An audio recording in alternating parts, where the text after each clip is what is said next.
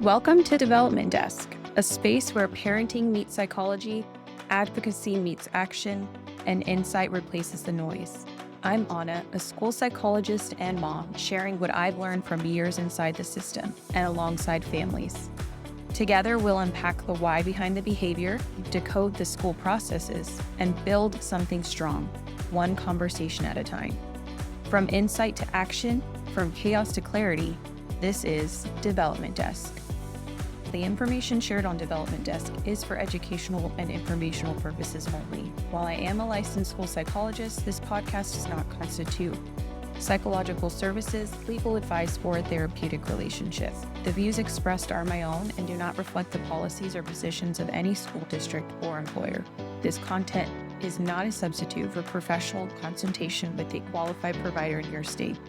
Always seek appropriate support when making decisions related to your child's education, health, or legal rights.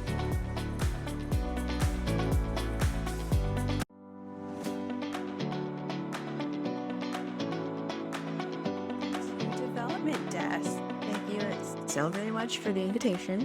I feel like it's perfect timing. Absolutely. So, for those who don't know you, this is Paddie, my wonderful friend of, how long have we been friends? I don't even know. 12 years?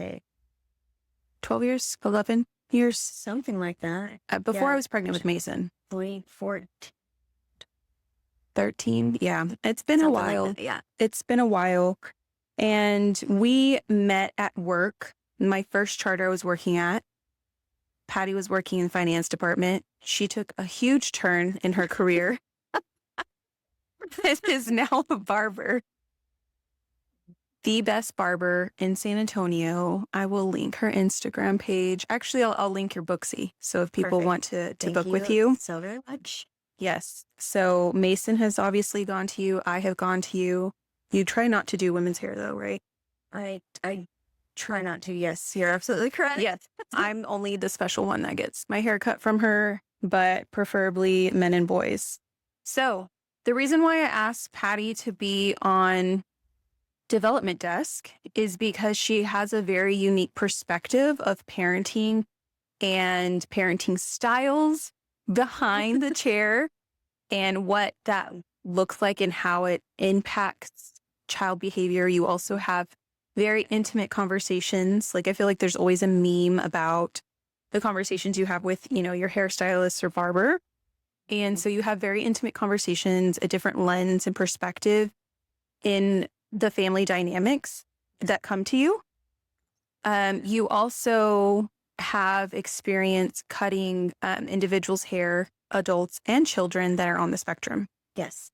So Yes. I just thought it would be so fun to have you on and get your insight on some things. Well, thank you so much.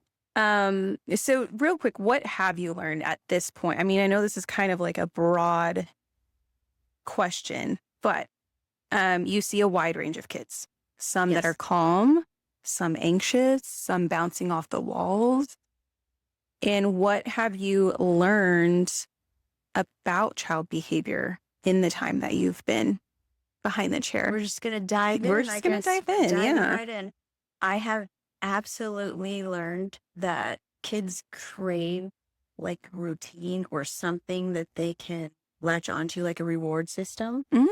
So I definitely have seen parents have their own reward system, but I implement my own with a lollipop or Okay. candy, a little bit of like sweets. And you want to allow kids to be kids and not just be like, you're going to the barber, you're going to sit still and, you have to abide by you have to be a robot. Like we can't expect anything from kids that, for them to go anywhere and be a robot and act like that. So I definitely have implemented a reward system. Okay. And I would like to say I have not coined the term yet, but I definitely say like, hey, that's not lollipop behavior because that's the reward that they understand they're going to get for being appropriately behaved. I like that. Chair. Yeah. Like, so they're bouncing off the walls and waiting for their turn or waiting for their dad or complaining. That's not lollipop behavior. Like, you're I itching like that. less and less. And for those that are shy and whatnot too, like, oh my God, like if I just sit here and I sit through this, I can get a lollipop. Right. So definitely reward system. Yes. I like that. And for Paddie, it's not like she's at something like Sharky's, which is kid friendly, Mhm. right? So I feel like you have to be really creative in your space because Sure. you don't have a TV where you can, or they can play video games or Right, watch their favorite right. cartoon. And so you have to be really creative because your space is really supposed to be catered to adults, but parents bring their kids to you Absolutely. of all ages. Yes. And Yes. so you have to be really creative. And I like that you found something that works for you that's very positive and not so, like you said, you have to be robotic. You have to just sit here and Right. deal with it. Yeah. Yeah. So, as someone who hears stories from both mom and dad, what parenting differences do you notice most often? And how do they show up in the kids' behaviors? It's really funny because I kind of have become a like set adult figure in a lot of kids' lives. Mm-hmm. But I see like either the husband will bring that one of the parents is going to be alone some Mm-hmm. of the times. Mm-hmm. And I see that there's always an authoritarian, you know? Um, so that dynamic always comes out, or the kids will be so telling in their behavior. Say the mom is the one who, lays the law down and keeps them in line. They are going to show up completely differently when they're with the dad. Sometimes I have, sometimes I have dads call the wives, like if, the son or whomever is getting a haircut is like, hey, can I change my haircut? Or like, hey, can we try something different? And the dad's like, wait, wait, wait, wait, wait. We need to call mom. We need to get approval. Really? Yes. Or it's like I have a couple little wildlings, if Mm-hmm. you will, that will show up with the mom and they will just run rampant, right? But I don't see that when they're with a dad. So I'm like, hey, So it's the same kid. And you yes, see the difference when mom yes, brings, that might be mom's more laid back. yes, And then if the dad comes and brings that same kid, you see a different behavior. yes. And I Okay. always use like, hey, I know your mom's number, or hey, your dad comes here, right? And they're like, what? Really? And it registers, right? Like, although I'm with one parent, my behavior is going to be told to the other parent. Like, I can't show up, I can't step all over this one parent that I'm stepping all over just Yeah. because I'm with them right now. Yeah. The other parent's going to find out because I'm a tattletale. Yes, Paddie the Barber is a tattletale. So now a lot of our audience, they do have children with sensory needs or are on the spectrum with sensory needs. And haircuts can be a big sensory experience for kids. Absolutely. How do you prepare for that? And what can parents do to support these appointments with you? I don't know that I'm necessarily ever prepared.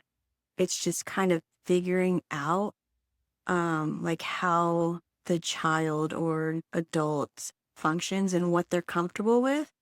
But I think it's so important for everyone, especially service providers, to know that like these children or adults, they feel your energy. It's so energy based, no matter like what scares them and whatnot. If you can be calm and figure that out and work with them in that way, that they're going to be calm too. They're going to show up and tell you, or they're going to give you cues on what they're comfortable with and what their limits are. Mm. So for a lot of my kids, we have such a routine. Like some will come in, get draped and throw their shoes off and kick their feet up. And, Mm-hmm. it's really, I've learned that it's so much about energy and just giving them the space to take what they can handle. Yeah. And it's with kids and adults, Mm-hmm. it's just being open and knowing that you're the person that is going to be in their lives for a really long time, because grooming standards are never going to go away.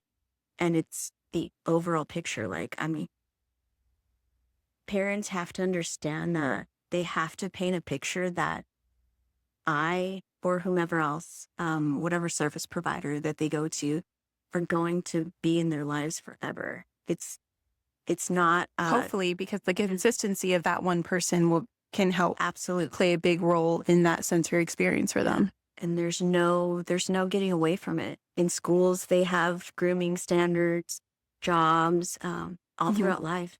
Yeah. So it's just, I think, parents need to kind of focus on the limits of their kids and picking the right person that's going to be patient, navigate what their kids or adults Right. handle. I think there's a lot to take away from what you just said.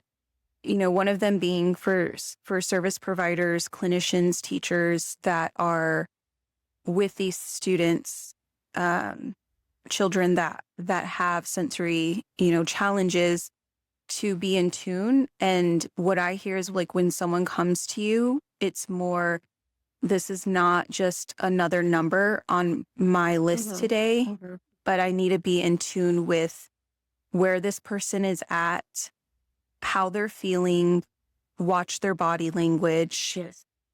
I think that as clinicians and service providers, sometimes we can just go through, Yes. and check boxes, or it's just another name on my list, instead of being really in tune with that person and reading those nonverbal cues of when they're uncomfortable. The other part of that I heard is, for the parent's perspective too, is to find someone that works with your kid. Yes. And then stick with that person. Yes. Because, I've said it before in different episodes, is consistency is really key with a lot of behavior, expectations, feeling safe. And if you can find someone that works for your family, to try and stay with that person. Yes. So that there's that relationship between the child and the service provider, Yes. the barber, and that they can start to begin to build that rapport and trust. Absolutely. That's so important, I think. I think sometimes as parents, we can just be like, okay, which is the closest to me, and who has the next availability, because we're just so busy. But sometimes if it's really important to your kid, like trying to be more sensitive and creating that structure and consistency. And I never thought about it that way, and how you said about the grooming. That's always going to be an expectation in our society. Absolutely. Is grooming. Yeah. So how are we going to get through this? Yep. It's not something we can just let go of. So what is some connections that you might see between consistency at home and how a child responds to new or stressful environments?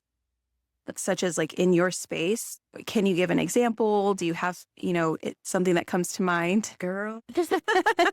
Absolutely. I just had I'm going to say like 8 or 9-year-old in my chair the other day. He was amazing in the chair, super respectful, sat still, did all the things. But his dad had the next turn, right? Like, his dad was also getting a haircut. So as soon as he gets up from the chair, I'm like, oh, he's going to be great. I have something on TV that he's been watching. He's into it. But his focus just turned on the space, right? He's like into everything, touching everything. He was just kind of all over the place. Which could be dangerous in your space, because you have a lot of sharp tools. So my style is, let me take a step back and let the parent be the parent. And when it comes to letting them know that certain things are off limits. But I have seen that parents kind of just shut off. They're like, you take over, they're here now, they're your problem now. Not problem, but like, this is your space, so you tell them no. And I'm like, I have kind of an issue with that, It gets to a point where, the other day, this is an example. I have a chair where the back folds down to accommodate people at different heights for my shampoo bowl. And kids just love that chair. I don't know what it is. Maybe it's different. The mechanics are different, whatnot. But kids love that. And I have a kid who was just kind of sitting on a part he shouldn't be sitting on. And he was almost in my shampoo bowl. And I'm like, hey, he already had his lollipop, right? Because he already got his haircut. And Oh, the I dad is see. like, and I just kind of kept reminding him, like, hey, that's not a toy. Let's not play with that. Like, that's not where you need to be sitting. Hmm. And the dad's like, he finally was like, hey, are we respecting Miss Paddie's things? And I'm like, sir, no. Like, can you please intervene? No, he's So not. Do I, something. yes, I try to be really, really patient because kids are going to be kids. But I think it starts outside of my space, right? It's just like, hey, we're paying pretty good money to come and see this person um, who provides this service for you. But also, like, the space is small. We need to respect everyone else's space. That's not our home. And I know I make it feel really comfortable, but it starts outside of my space, right? Like Yeah. that's where, parenting needs to kick in and be like, we love Miss Paddie. She's kind of part of the family. We're really comfortable, but this is not home. Right. I think that I'm laughing because there's so many times that I go to a store Uh-huh. and I see similar things. Parents let their children go through the candy aisle, pick up things, put it back, Mhm. throw it back, Mhm. break the candy, break some chips, and then put it back or not put it back. And like you said, kids will be kids, but there also comes a time where we need to teach them how to respect society and other people's Yeah. space and public space. Sure, absolutely. And there is a popular psychologist that will say, raise children where people want to actually be around them when they grow up. Yes. Oh my gosh. That's You know, perfect. Yes. raise these children to where other people are not dreading their Mhm. presence when they come around. Oh my gosh, yes. And as harsh as it sounds, it's the truth, right? Before we walk into someone's space, we lay those expectations. Yes. We will be using inside voices. We will be sitting down. We will not be touching anything that is not ours. And as a parent, if you know that your child only has a certain attention span, Yes. bring something. Right. I know one time when I went over, Mason was getting a haircut, then I was getting a haircut. Mhm. And Sophia being 7, I knew Mhm. she's going to be, Sure. she's not going to be jumping around the place, but I Right. know that her attention span is only Right. going to be so long. Absolutely. So, sometimes I let them watch PBS on my phone. Sometimes it's take a coloring book or take a toy inside. We're going to be in there for a long time. This is the expectation. You're not going to touch anything. Okay. So like laying those things out goes such a long way. So Oh, when you go in there, you can say, remember what we discussed in the car? yes. Because it isn't somebody else's job to be putting your child in their place. And it's so uncomfortable for that person. It's so uncomfortable. Oh my gosh, it's so uncomfortable. And it changes the dynamic between the trust, with me and the kid too, because I'm trying to, create my own bond with them. And now I have to take over and switch into that role of like, these are my rules, these are my boundaries. And like, I feel like you want to be the fun person. yeah, it's a time away from your parents, Yes. But I would love for you to act appropriately because those standards and expectations were set before you entered my space. Right. Yes. Yeah. I think that's a great reminder to parents. Send this clip to your clients before they come in. Yeah. Straight hurt, guys. No, I'm just kidding. So from your unique view, what small parenting habits do you think make a big impact over time based on what you observe? Oh, I think absolutely. This is a beautiful question. I think it goes back to what we were just talking about, right?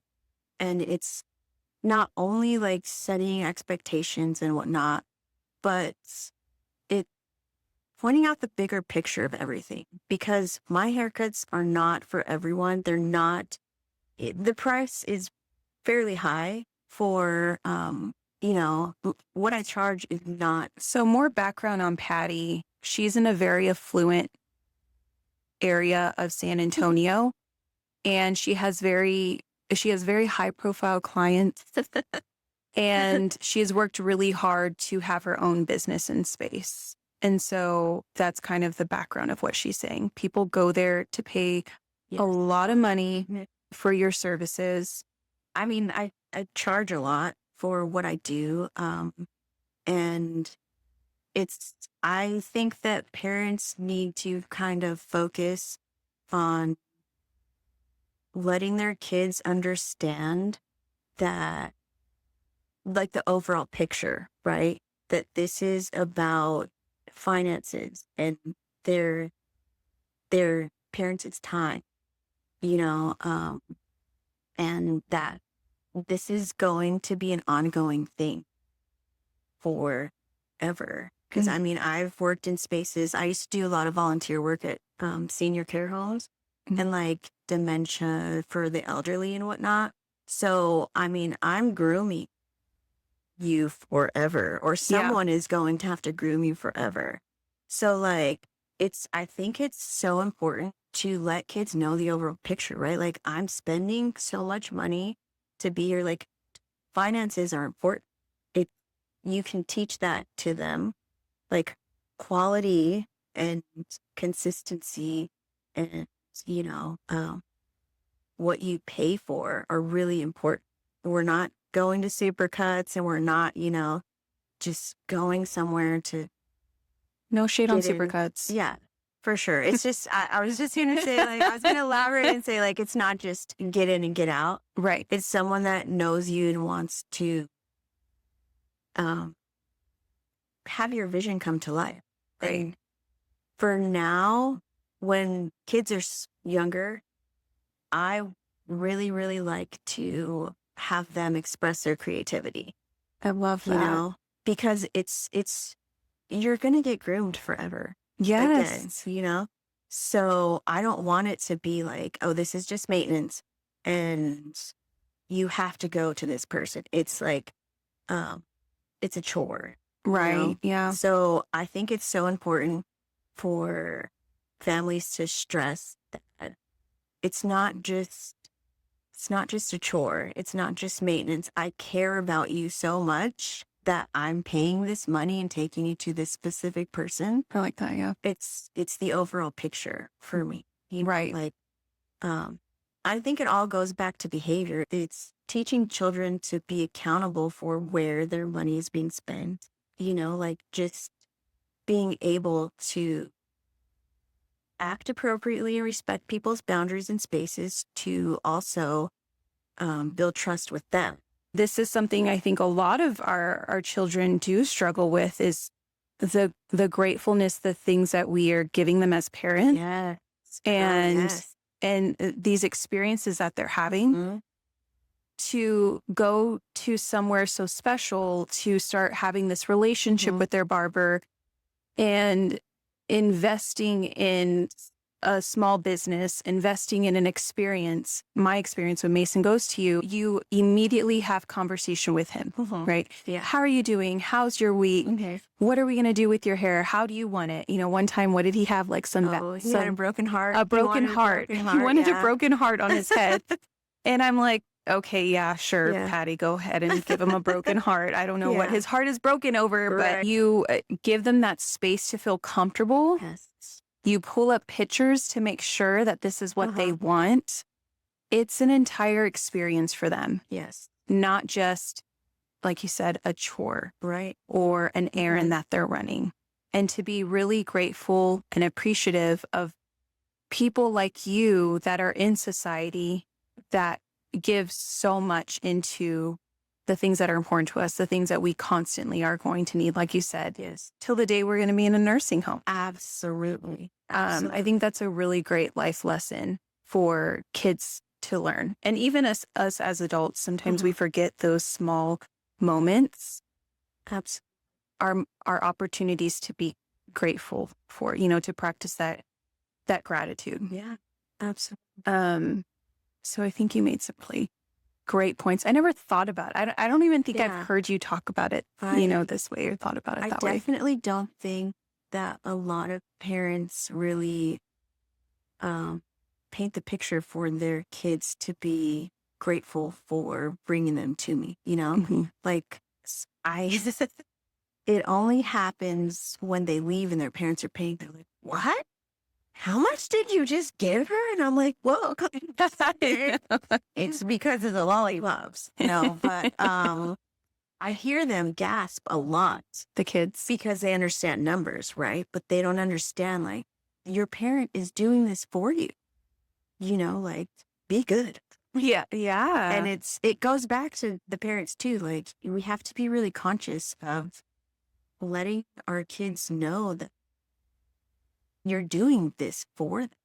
Mm-hmm. And I really, I love, even if it's, you know, you go to a Catholic school or whatnot, like, hey, I have some extra product. Like, do you want to try something different? Do you want to look different? Like, let's fuel your creativity a little today. And it's one of those things that I love seeing it. And I love when parents are like, yeah, it's sure. He needs to get a little worked. Yeah. Like, let's see what he'll do. I think also kids don't usually have a lot of autonomy in their life. Sure. They don't get to choose a lot of things for themselves. And to be able to go to you and talk about what they want and what they're choosing for their hair Yes. is really exciting. And as parents, depending on your values, hopefully this is your value as a family, Yeah. but is to show the gratefulness that other people have in this community. Mhm. And like, even if it's the construction workers, thank goodness that our construction workers are out there Yes. 5, 6 in the morning, sometimes late at night, working on these highways so that we can have a smoother commute to school. Yes. And saying those things out loud so that our children can begin to see those acts of gratitude towards those around us. Yeah, And it's all connected. absolutely. And knowing the value of money too. That's one of the big things that I don't think that parents really focus on. It's just kind of like, oh, we're taking this kid here and he has no idea what I'm paying until he sees it and he gasps, Mhm. Right. when I pay. So I think that it's okay to ask for appropriate behavior. It's okay to say no. And it's okay to let them know, like, this is an expensive haircut. Like, Right. it's not about the money, it's about the value and how we treat people and how you can earn these things. Right. You pay for what you get. Right. I know we talked about a lot of different things that parents can do to prepare them for going to a barber, but even just real world application. But if you can think of maybe 1 or 2 advices that you would give parents when they're coming to you, what would they be? Something so specific comes to mind. I definitely want to say, please don't tell your kids that if they don't sit still, I'm going to chop their ear off. Or like, I have heard that so much. And I'm like, if it's not coming from my mouth, that's not like a fun joke to me. It's like, if I don't say that, I don't allow you to say it, right? Like, I don't want you to put more pressure on them or to think that I'm going to hurt them or that I'm capable of hurting them, right? Like, Yeah, that come on. completely takes away the trust Oh, yeah, and the rapport. maybe when that times are changing, guys. Don't like scare your kids. Don't instill like a scare tactic to get them to act appropriately, Mhm. I know how to navigate the chair and the wiggles and whatnot. I've had a lot of training in this. Mhm. I have cat-like reflexes now. I would definitely. It's okay. Say it. I. It's you can't pawn your responsibilities off on me. Okay, that's good. So my advice is just take it all in. Your kids are gaining some autonomy. They are engaging with another adult that's not a parental figure. Like just take that time to take that all in Mhm. because they're going to grow up and they're going to do all kinds of crazy stuff. Just take this time with them where they still allow you to say, "Oh, you're so cute," Yeah. and all of those things. And, where they can engage with someone else socially that is so different than what else they are accustomed to, because So true. I'm a different breed. Like I get there's so much about me that is not your quintessential like standard woman or female, like your average hairdresser or whatever. Yeah. I've got super short hair. I wear a ton of makeup. I've got tattoos everywhere. So I get questions. They're so curious. The kids. Yes. And Okay. I love when they are like, "Mom, what does she have is that a him now? Why is she wearing a hat?" I don't, Are you like, serious? yeah. And I It's good practice for them. dislike when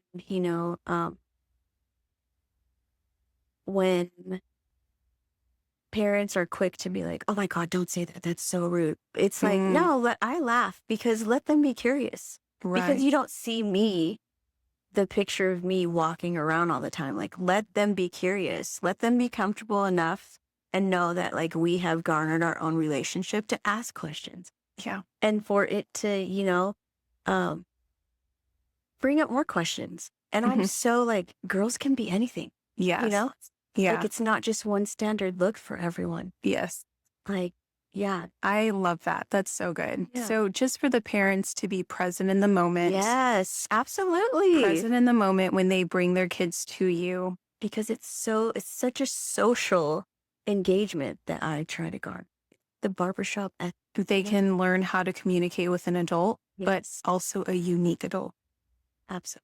Every time we leave Paddie, my kids come home and put tattoos all over themselves. Remember the time that I don't know what I was doing, maybe cooking dinner or something in the other room, and Mason comes out and has tattoo on his face. No, you were on vacation. I think you guys were like going through Louisiana or something. Oh, you're right. And I think yeah, I remember that. Oh, we were with my brother and he got temporary tattoos from my Oh, brother. That's really? right. And so my gosh, they I would love not that. come off his face. I'm sorry. I'm like, thanks, Paddie. Yeah. It's too funny. And then he got a fake gold grill. Yeah.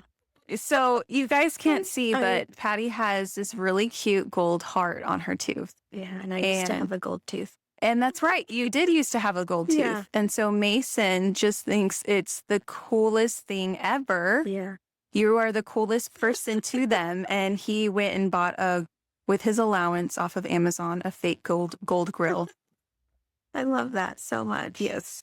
Yes. So I never even thought about that. It's Yeah. such good practice for Yeah. kids to talk to an adult Mm-hmm. and an adult who's very unique. Yeah. And it even like the stuff that I have on my walls, right? The other day I had an 8-year-old and he's like, "Mom, I really like that one." It was some Drake lyric that I have on my wall. It says, "I only love my mom and my bed. I'm sorry." Oh, And I was like, "Oh my God, I love this. He's going to stay with you forever." It's just so, their brains are everywhere. And I just love having an intimate space and just seeing them like all the things turning, Yeah. and asking all the questions and curious and being curious. And Yes. yeah, I love when parents engage too and we're all in a group chat, It's a huge blessing to find someone like you that has such passion for what you do. And it truly is an art, but also someone with your personality that can be so in tune and empathetic to these families and kids. Thank you. It's a rare thing to come by. So you are appreciated. I'm definitely dropping your book ceiling. Awesome. But you have to book ahead of time, guys. I'm telling you. Even myself, and she's my friend, got to book ahead of time. So yes, thanks for being here. Oh my God, thank you so very much. Appreciate it. Cheers. Cheers. Let's go drink.